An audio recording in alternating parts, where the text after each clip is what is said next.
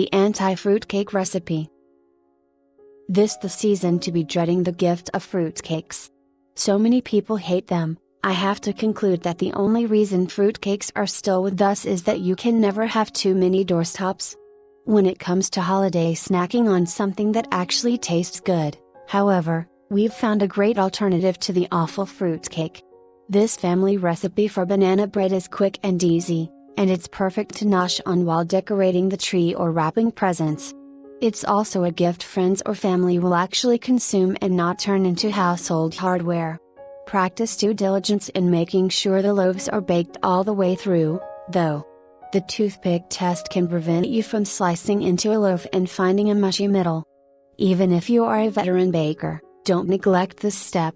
Ingredients: 1 1/4 cup of sugar, 1/2 cup of margarine or butter, softened, 2 large eggs, 1 1/2 cup smashed bananas, 1/2 cup buttermilk or 1 teaspoon vinegar in milk, 1 teaspoon vanilla, 2 1/2 cups flour, 1 teaspoon baking soda, 1 teaspoon salt, 1 cup chopped nuts.